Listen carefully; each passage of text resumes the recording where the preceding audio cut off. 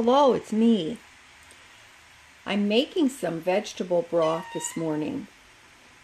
Hear my kitty cat? I'm making some vegetable broth this morning. Now, what I do is I take vegetable scraps, in other words, ends and pieces of onion, carrots, cabbage, whatever vegetables I happen to have, tomatoes, and occasionally I will also add just a can of tomatoes because I think it does help enrich the broth also and give it lots of flavor. So what I've got going on here is the bag of frozen vegetables, which I've placed in my kettle, covered it with water. This particular one I put some garlic, some salt, because I'm going to probably use this for soup. So I've added a couple of extra things to it. And in this is celery, carrots, some tomato, there's some cabbage, there's some purple onion and some white onion. There's just all kinds of really good things in here. So this is just a way that you can use what you have. You can use your vegetable ends and pieces that you would normally discard. Just wash them really well, put them in a freezer bag, and mark them as vegetable broth pieces, okay? Or whatever way you want to mark them, just so you know what they are.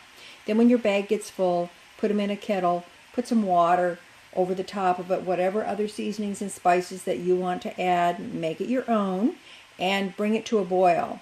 Now what I do, I cook it until literally everything is cooked out of these vegetables and they are pretty much mush. You can see that they're not there yet, okay?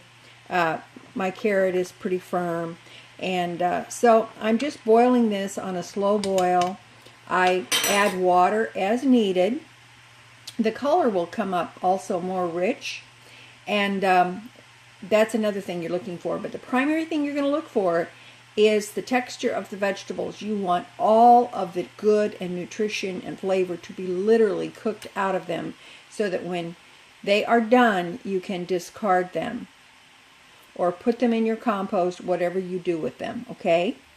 Now then, this is the procedure. After I strain and remove all of the vegetables from the finished broth, well, almost finished broth, then I put the broth back in the kettle after I've strained everything out of it.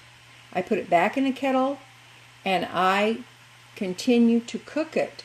And what I am doing, I am cooking it down so that it makes a much more concentrated broth, because I want a rich, concentrated broth to make soups out of. I use it to add a good nutritional vegetable broth to stir fries and casseroles, many other things, okay? And what I will do, I will either store this in an extra jar that I have, and if I'm not going to use it right away, I'll put it in the freezer. If I'm going to use it soon, I will put it in my refrigerator. Otherwise, another method is you can just pour the broth, the concentrated broth, in an ice cube tray, put it in your freezer, freeze it, and pop those ice cubes in a freezer bag. And then you can just drop them a few at a time. A normal ice cube tray, 1 cube is about 1/4 cup of vegetable broth, okay? All right, that's a good hint for you. I just wanted you to know that. And I think that this is something that will be very, very useful for you, okay? And you know what? It really doesn't take any time. It's to collect all of your vegetables. It does take a little bit of time to cook the broth, but that's okay. If you're in the kitchen and you're spending time anyway, why not do this too? Okay? All right, you can do this. I love you, and I will post a finished product with this video to let you know what that looks like, or what you should be looking for. Okay? All right. I hope you try it. You can do this. I know you can. I got faith in you. All righty. Remember, simple food, simple life. Because when you simplify your food, you will automatically simplify your life. Okay? I love you. You can do this. I got faith in you. Don't forget to like and subscribe. And you just remember that little is much when God is in it. Okay. Talk to you later. Bye.